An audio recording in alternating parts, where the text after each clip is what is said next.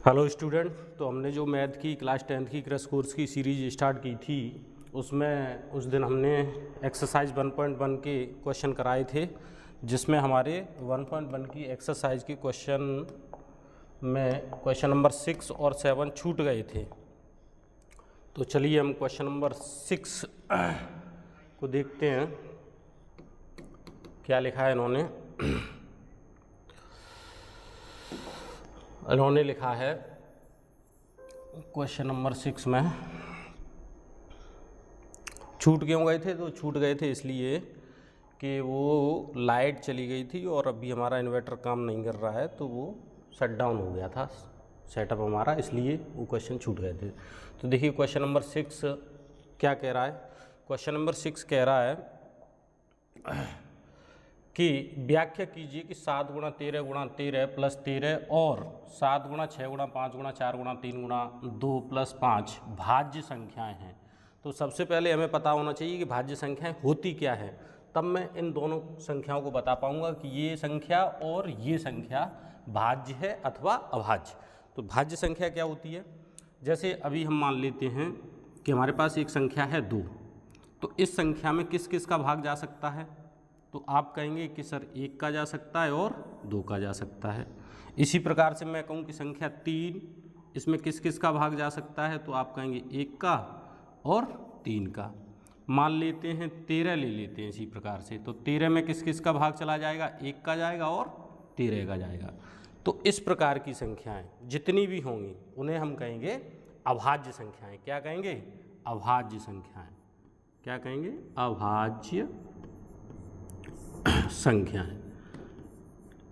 इस प्रकार से अभाज्य संख्याओं की परिभाषा होती है कि वे संख्याएं जिनमें एक का और उस संख्या स्वयं का भाग पूर्ण रूप से चला जाता है, तो उन्हें हम क्या कहते हैं? अभाज्य संख्याएं कहते हैं। इसी के विपरीत अब हम बात करते हैं अभाज्य संख्याओं की। किसकी बात करते हैं? सॉरी, भाज्य संख्याओं की। अब हम बात करते हैं भाज्य संख्याओं की। तो भाज्य संख्याएं क्या होती हैं? ये बात समझ में आ गई होगी। तो भाज्य संख्याएं हमारी होती हैं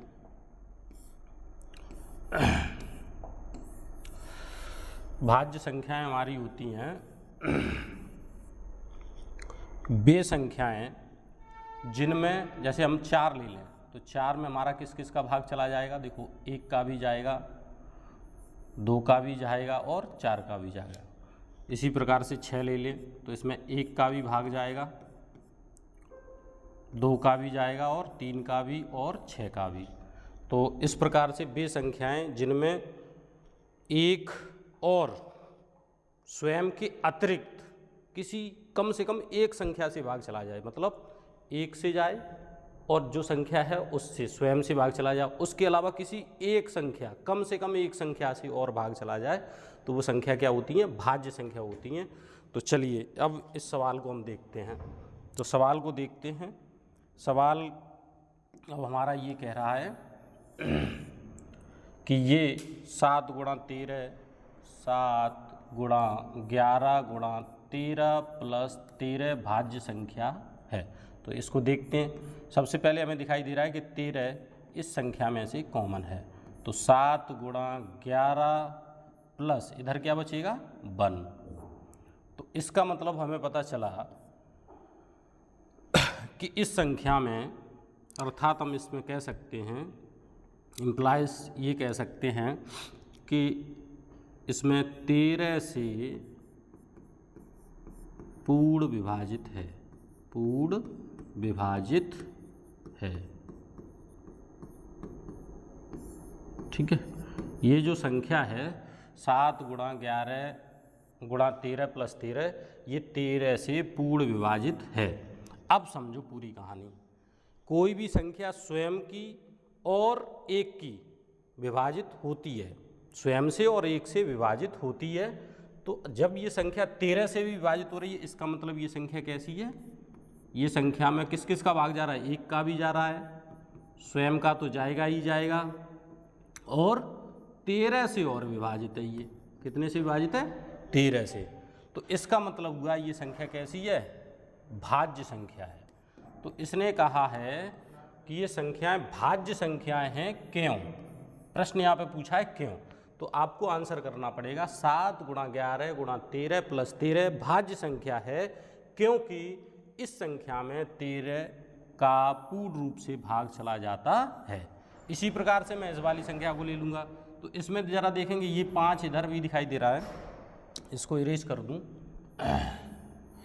इस संख्या में भी देखो इधर क्या दिखाई दे रहा है, 7 × 6 × 5 × 4 × 3 × 2 × 1, इधर से इधर में 5 है और इधर भी 5 है, तो हमको 5 कॉमन मिल जाएगा। 5 कॉमन मिलेगा तो क्या बचेगा इधर 7 × 6 × 4 × 3 × 2 × 1 और +1,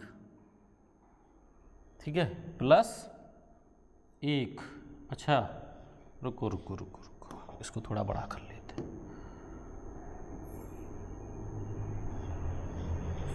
ठीक है, +1।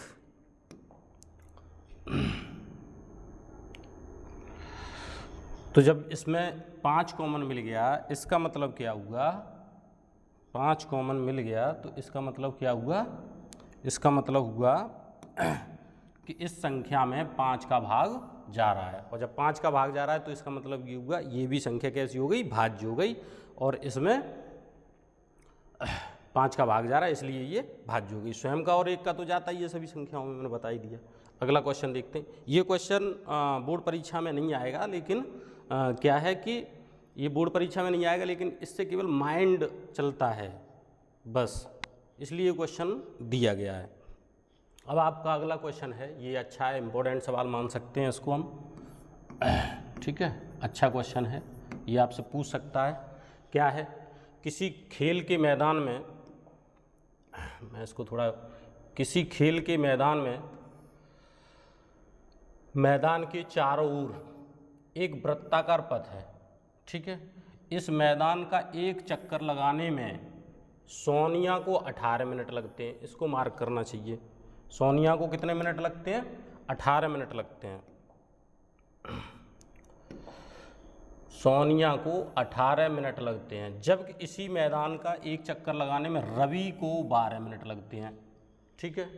अब क्या कह रहा है ये, आगे कहा कि मान लीजिए वे दोनों एक ही स्थान और एक ही समय पर चलना प्रारंभ करके एक ही दिशा में चलते हैं, तो कितने समय बाद वे पुनः प्रारंभिक स्थान पर मिलेंगे। कितने समय बाद वो, जैसे मान लीजिए ये एक खेल का मैदान है, इसके चारों ओर ये एक, मान लीजिए क्या है, मैदान है, उसके चारों ओर वृत्ताकार पथ है। यहाँ पर मान लीजिए सब लोग सुबह उठ के मॉर्निंग वॉक पर जाते हैं, ठीक है, ठीक है, इसको थोड़ा, ठीक है, ये एक वृत्ताकार मैदान है, तो इस मैदान पर सुबह क्या कर रहे हैं, वॉक करने जा रहे हैं। तो दो हैं, एक है सोनिया और एक है रवि। जब सोनिया लगाती है इसका चक्कर, मान लीजिए यहाँ से इसने स्टार्ट किया और इस दिशा में स्टार्ट किया, तो इसको लग रहे हैं एक चक्कर लगाने में 18 मिनट, सोनिया को लग रहे हैं 18 मिनट, और रवि को लग रहे हैं,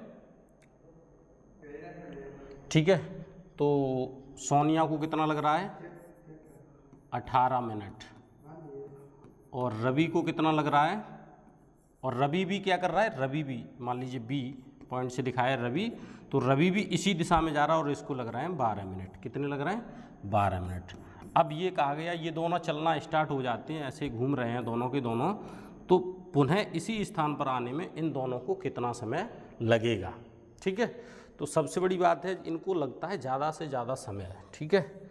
इसके लिए हम क्या करते हैं, मान लीजिए यहाँ से ये स्टार्ट हुए, ठीक है, तो इन दोनों का हम देखते हैं डिवाइडेशन, ऐसी संख्या हम छांटते हैं जिससे कि 18 का भी उस संख्या में भाग चला जाए और 12 का भी चला जाए।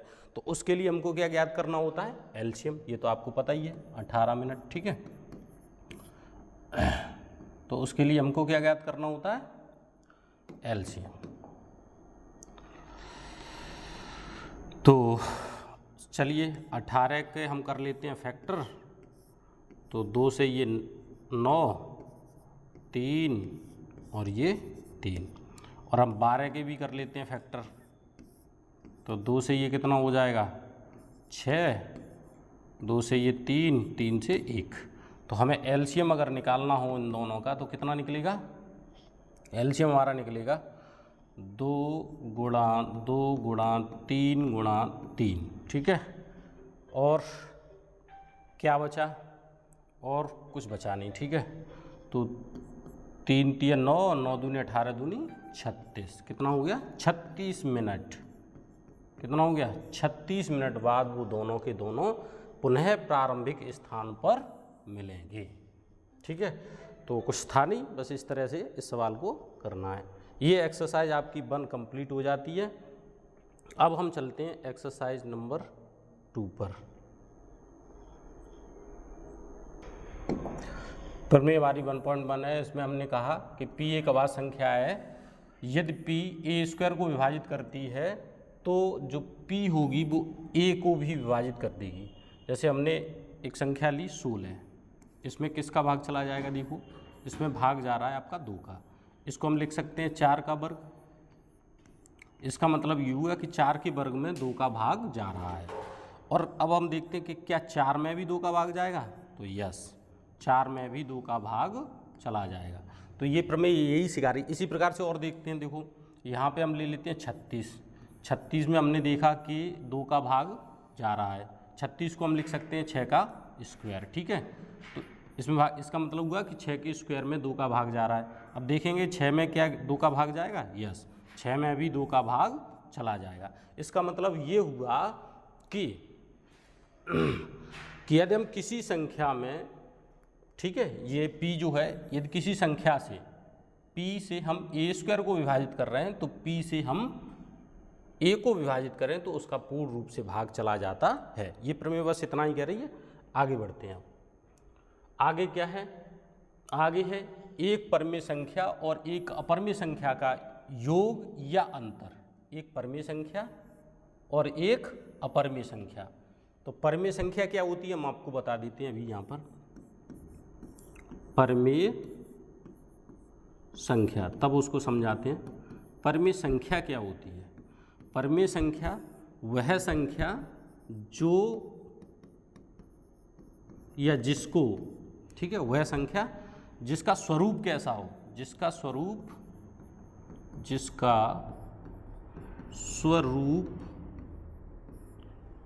P/Q रूप का हो, इस रूप का हो, ठीक है। और इसमें Q रूप का हो और इसमें क्या हो, साथ ही साथ तथा Q is not equal to 0 हो। क्या हो? Q is not equal to 0 हो, ठीक है। Q is not equal to 0 हो तो उसको हम क्या कहते हैं? परमेय संख्या कहते हैं। एक और इसमें बात होती है कि ये जो P और Q हों, P और Q, इतना तो हो गया, अधिकतर लोग यहीं तक लिखाते हैं तो मैं भी वही बता रहा हूँ। आगे इसमें एक चीज़ और है कि यदि P और Q क्या होने चाहिए, वैसे तो सह अभाज्य होने चाहिए। परमेय संख्या का जो सही रूप यही है कि ये दोनों सह अभाज्य होने चाहिए। अब सह अभाज्य का क्या मतलब होता है कि P और Q में कोई एक भी ऐसी संख्या नहीं है जिसको इन दोनों को एक साथ डिवाइड कर सके। P और Q में ऐसी किसी संख्या का भाग नहीं जाना चाहिए। एक ही संख्या से, कहने का मतलब सिर्फ इतना है कि P और Q में एक ही संख्या से भाग नहीं जाना चाहिए, तो उसको बोल देते हैं सहभाज्य। तो ये परमेय संख्या हो गई। बाकी सारी इसके अलावा क्या होती हैं? अपरमेय संख्या होती हैं। तो अब क्या कह रहा है, जैसे हम कह सकते हैं 3/5, तो ये आपकी एक अब कैसी हो गई? परमेय संख्या हो गई। अगर हम बात करें 1/0 या 2/0 तो ये परमेय संख्या नहीं है, ठीक है। चलिए, इस यहाँ एक नोट करने वाली बात होती है कि पाई एक अपरमेय संख्या होती है। क्यों? उसका जवाब हम आगे देंगे। अभी सिर्फ यहाँ देखेंगे परमेय संख्या। परमेय संख्या और एक, हाँ जो ये है, मिस्टेक हो गई, हाँ पाई एक कैसी है? अपरमेय संख्या है, ठीक है। तो अभी हम बात कर रहे हैं ये कैसी संख्या है? अपरिमेय है। अब क्यों है, इसका जवाब हम आपको आगे देंगे, ठीक है। अपरमेय संख्या क्यों है ये पाई, उसका आगे देंगे। अभी देखते हैं यहाँ पे। तो क्वेश्चन, परमेय संख्या और अपरमेय संख्या का योग और अंतर हमेशा कैसा होता है? अपरमेय संख्या होता है। आगे है एक शून्येतर परमेय संख्या और एक परमेय संख्या का गुणनफल या भागफल एक अपरमेय संख्या होता है। अब आगे हम क्वेश्चन को करते हैं। तो क्वेश्चन हमारा क्या कह रहा है? क्वेश्चन हमारा कह रहा है, क्या कह रहा है? सिद्ध कीजिए अंडूड 5 एक, सिद्ध कीजिए अंडूड 5 अंडूड 5 एक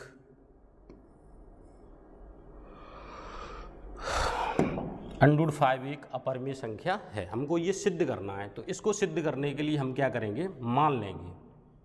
क्या कर लेंगे? मान लेंगे। माना अंडरवुड 5 एक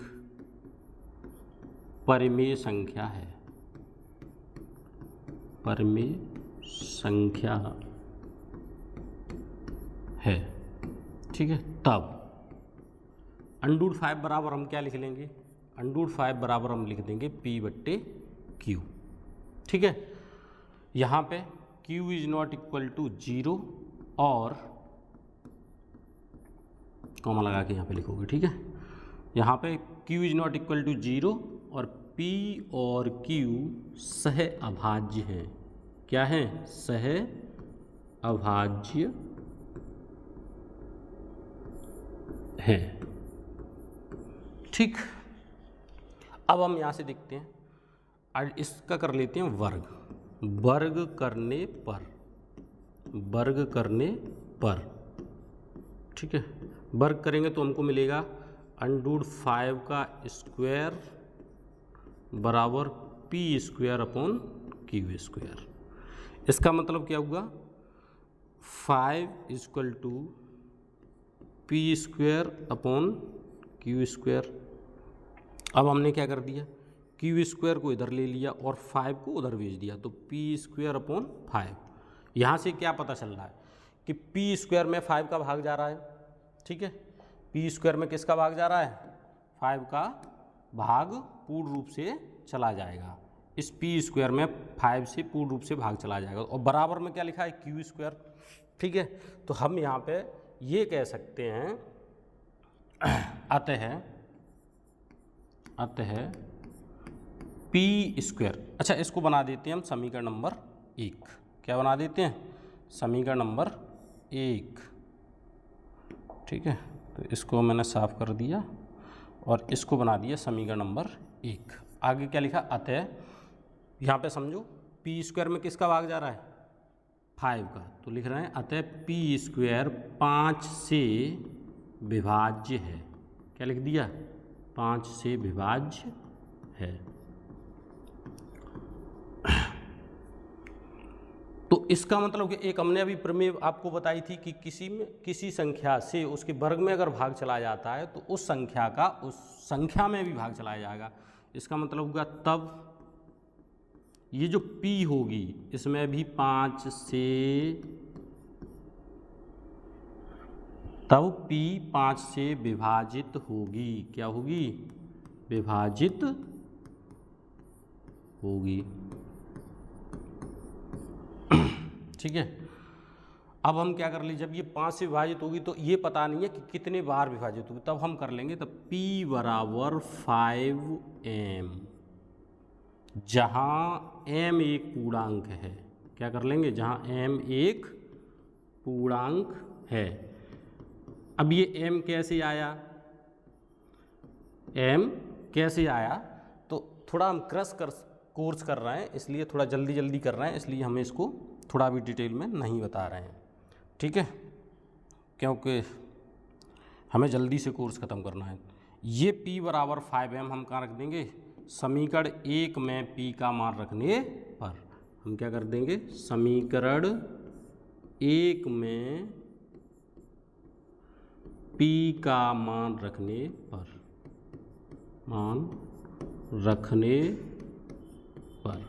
जब हम समीकरण 1 में P का मान रखेंगे तो हमें क्या मिलेगा? रखो फटाफट से। हमें मिलेगा Q² बराबर P की जगह हम क्या रख देंगे? 5m इसमें, तो 5m का होल स्क्वायर अपॉन 5। जब इसे कैलकुलेट करेंगे तो कितना होगा? 25 एम स्क्वेयर अपॉन 5, इसको हम काट देंगे तो 5 ये बार चला जाएगा तो यहाँ बचेगा 5m स्क्वेयर। ठीक है, अब इस 5 को हम इधर लेंगे तो क्या होगा, क्यू स्क्वेयर अपॉन 5 बराबर एम स्क्वेयर। इस समीकरण को देखो आप तो आपको क्या पता चल रहा है, क्यू स्क्वायर अपॉन 5 यानी, और वो भी बराबर एम स्क्वायर के, तो इसका मतलब क्यू स्क्वायर में 5 का भाग जा रहा है। तो हम लिखेंगे यहाँ पर स्पष्ट है कि, है ना, सॉरी यहाँ पे ये कर लो अतः, ठीक है, क्या कर लो अतः, ठीक, अतः, ठीक है, क्यू स्क्वायर 5 से विभाजित है, विभाजित है। ठीक, अगला क्वेश्चन खाली है कि नहीं? हाँ, नहीं। ठीक है, तो यहाँ देखो ऊपर अब, ठीक है, क्यू स्क्वायर 5 से विभाजित है। और जब ये क्यू स्क्वायर 5 से विभाजित है तो इसका मतलब क्या हुआ कि क्यू में भी 5 का भाग जाएगा, अतः क्यू 5 से विभाजित है, विभाजित है। अब आप देखो P में भी क्या हुआ था, इस P में इस वाली लाइन से देखो P 5 से विभाजित है, और लास्ट में यहाँ देखो Q भी 5 से विभाजित है। और अब आ जाओ जहाँ आपने माना था वहाँ उस लाइन से देखो, ये P और Q कैसे हैं, सह अभाज्य, यानी किसी भी एक संख्या से दोनों में भाग नहीं जा सकता। तो इसका मतलब क्या हो रहा है, जो हम कर रहे हैं भाज्य संख्या मान करके, और इसमें हम सहभाज्य होनी चाहिए वो निकल रही हैं, सहभाज्य होनी चाहिए तो वो तो भाग विभाजित हैं। तो इसका मतलब हम लिख रहे हैं स्पष्ट है कि, स्पष्ट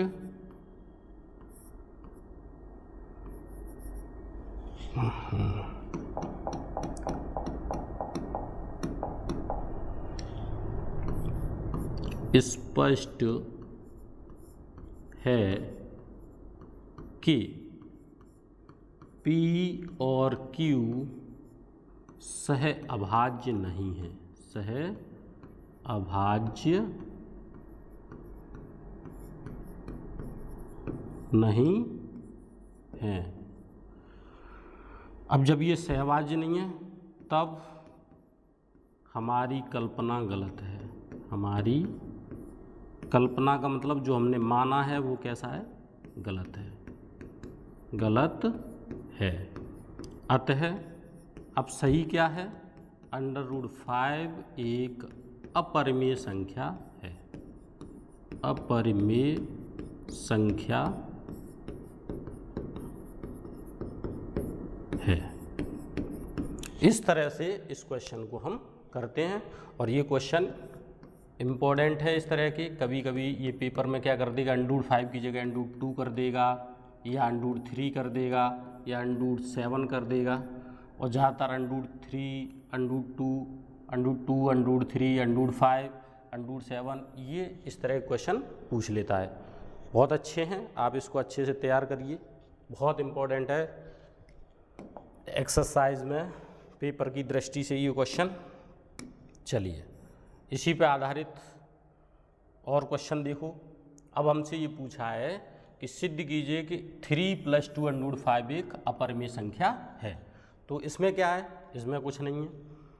देखिए ये थोड़ा सिंपल हो जाता है उससे, हम इसको भी क्या करेंगे उसी प्रकार से करेंगे। माना 3 + 2 √5 एक परिमेय संख्या है। क्या है, परिमेय संख्या है।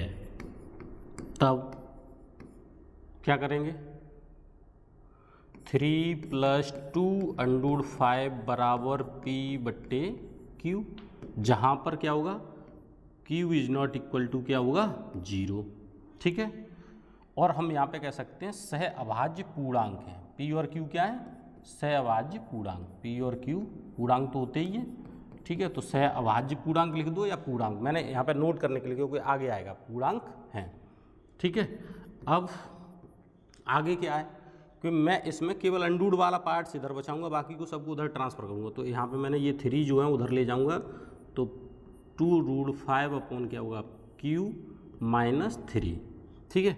इसका यहाँ पे ले लूँगा एलसीएम, तो एलसीएम लूँगा तो क्या आएगा P - 3Q अपॉन Q √5 बराबर क्या हो जाएगा P - 3Q अपॉन 2Q। अब आप समझो पूर्णांकों में आप चाहे कुछ जोड़ो चाहे कुछ घटाओ, ठीक है, चाहे किसी का गुणा करके उसमें जोड़ो, वो रहता ही क्या है? पूर्णांक रहता है। क्या रहता है? पूर्णांक। तो ये भी क्या हो गया P - 3Q, ये एक पूर्णांक हो गया, ठीक है, और ये भी एक पूर्णांक हो गया। और दो पूर्णांक जब भाग के रूप में P/Q रूप में लिखे हों तो उसको हम क्या कहते हैं? परिमेय संख्या। क्या कहते हैं? परिमेय संख्या। तो इन दोनों को मिला करके समझना, इन दोनों को मिला करके बट्टे ये लगा हुआ है, तो ये क्या हो गया? ये पूरी टोटल हो गई परिमेय संख्या। क्या हो गई? परिमेय संख्या, ठीक है, ये परिमेय संख्या हो गई। अब यहाँ लगा हुआ है बराबर, समझते चलना बिल्कुल आराम से, ठीक है। यहाँ पे क्या लगा हुआ है? यहाँ लगा हुआ है इक्वल टू। तो अगर इधर की परिमेय संख्या है तो उस हिसाब से ये भी क्या होनी चाहिए? परिमेय संख्या होनी चाहिए। √5 क्या होनी चाहिए? परिमेय संख्या होनी चाहिए। और ये परिमेय संख्या नहीं है, ये तो हमने आगे पढ़ लिया। ये √5, √2, √3 इस प्रकार की जो भी संख्या होती है वो क्या होती हैं? अंडूड में कोई भी अभाज्य संख्या आ जाए तो वो क्या होती है? परिमेय संख्या बन जाती है। तो √5 कैसी है? अपरिमेय संख्या, सॉरी, अंडूड में जब कोई भी अभाज्य संख्या हो जाएगी तो वो क्या हो जाती है? वो हो जाती है आपकी अपरिमेय संख्या, ठीक है। तो ये क्या हो गई? अपरिमेय संख्या। तो इसका मतलब ये हो रहा है इधर का परिमेय संख्या निकल के आ रहा है, तो उस हिसाब से ये होनी चाहिए परिमेय संख्या, लेकिन ये है क्या? अपरिमेय संख्या। तो इस हिसाब से हमारी कल्पना ये जो हमने मानी हुई है कि 3 + 2√5 एक परिमेय संख्या है, तो ये क्या हो जाएगी आपकी? तो ये गलत हो जाएगी, हमारी कल्पना गलत हो जाएगी। और गलत होने से ये सही क्या निकलेगी? 3 + 2√5 एक अपरिमेय संख्या है। बस इसी प्रकार से हम लिखेंगे। क्या लिखेंगे? चूंकि P और Q पूर्णांक हैं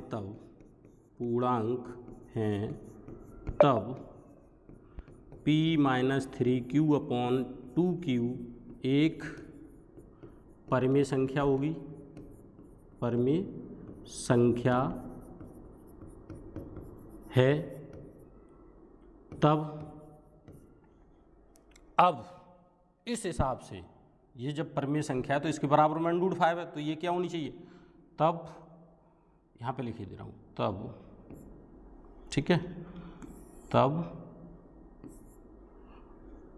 √5 एक परिमेय संख्या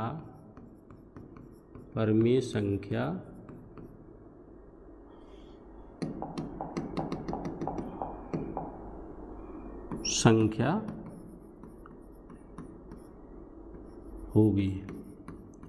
लेकिन √5 एक अपरिमेय संख्या है, अपरिमेय संख्या है, अतः हमारी कल्पना गलत है, हमारी कल्पना गलत है।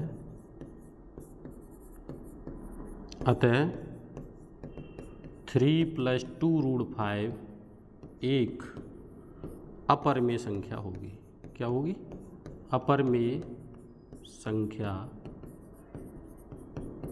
होगी, ठीक है। इस तरीके से ये क्वेश्चन होंगे। तो ये भी क्वेश्चन सही है। आगे निम्नलिखित संख्याएं अपरिमेय, हमको ये सिद्ध करनी है। क्या है? 7√5 बिल्कुल सिंपल है, ऐसे ही कर लेंगे। क्या करेंगे? मान लें कि ये क्या है? परिमेय संख्या है, ठीक है। तो 7√5 बराबर क्या ले लेंगे? P/Q, और लिख देंगे जहाँ q is not equal to 0 और p और q क्या हैं, पूर्णांक हैं। ठीक है, अब कुछ नहीं करना है, जब ये पूर्णांक होंगे तब तो यहाँ से क्या करोगे, √5 बराबर क्या कर लोगे, p/7q। फिर से वही, अब आप देखो ये तो पूर्णांक है ही, पूर्णांक है तो ये भी पूर्णांक, ये भी पूर्णांक, और जब ये दोनों पूर्णांक हो गए तो ये वाली संख्या निकल आएगी परिमेय संख्या। लिखेंगे चूंकि p और q पूर्णांक हैं तब p/7q परिमेय संख्या होगी, परिमेय संख्या होगी। जब ये परिमेय संख्या होगी तो इसका मतलब क्या होगा, अतः यहाँ पे इसलिए लगाओ, क्या लगा लो, परिमेय संख्या होगी, नहीं परिमेय संख्या है, होगी की जगह क्या कर लो, है, तब ये क्या संख्या है, परिमेय संख्या है, ठीक, या होगी। ठीक है, तो इसलिए √5 एक परिमेय संख्या होगी, क्योंकि ये बराबर लगा हुआ है उसके। लेकिन हम जानते हैं कि √5 एक अपरिमेय संख्या है, अपरिमेय संख्या है, अतः हमारी कल्पना गलत है, अतः हमारी कल्पना गलत है। तब सही क्या है, सही क्या हो जाएगी, सही हो जाएगी, सही लिख देंगे, अतः 7√5 अपरिमेय संख्या है, अपरिमेय संख्या है। ठीक है, तो ये क्वेश्चन इस तरीके होगा। अगला देख लेते हैं क्वेश्चन, एक्सरसाइज लास्ट है, इसी प्रकार से ये क्वेश्चन होगा। ठीक है, अब मैं तुम्हें समझा देता हूँ क्या है ये। इसमें भी वही मान लेंगे माना ये परिमेय संख्या है, ठीक है, तब क्या होगा 6 + √2 बराबर ले लेंगे p/q, और यहाँ पे वही q is not equal to 0, p और q पूर्णांक। ठीक है, जब ये पूर्णांक हो जाएंगे, अब यहाँ से √2 इधर बचाओगे और p/q -2 ले लोगे तो क्या बचेगा, p-2q/q। फिर से ये पूर्णांक और इन दोनों का जो बट्टे है ये तुम्हारा क्या हो जाएगा, इन दोनों को अगर देखेंगे तो ये बन जाएगी परिमेय संख्या और √2 हो जाएगी, तो फिर से वही लिख लेंगे। ठीक है, अगला क्वेश्चन देख लेते हैं। अगला क्वेश्चन नहीं, एक्सरसाइज ही खत्म हो गई।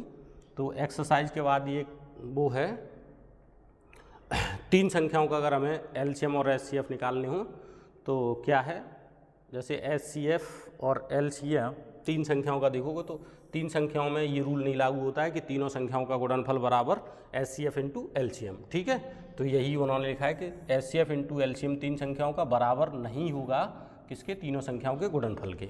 अगर हमें एलसीएम निकालना हो, एचसीएफ दे रखा हो और तीनों संख्याएं दे रखी हो, तो ये फॉर्मूला है कि तीनों संख्याओं का गुणनफल × एचसीएफ तीनों संख्याओं का बट्टे एचसीएफ 2 संख्याओं का, फिर 2 संख्या कौन सी, PQ, मान लीजिए 3 संख्या PQR है, तब HCF PQ HCF QR upon HCF PR। इसी प्रकार से ये एचसीएफ का है तो इधर एलसीएम चला जाएगा, और ये हमारी एक्सरसाइज 1 कंप्लीट हमने आज करा दी है। ठीक है, चलिए अगली एक्सरसाइज के लिए आप लोग तैयार रहें। एक्सरसाइज 2 कंप्लीट आपको दे देंगे हम, संडे को दे दें या कल ही डाल देंगे। ठीक है, चलिए धन्यवाद।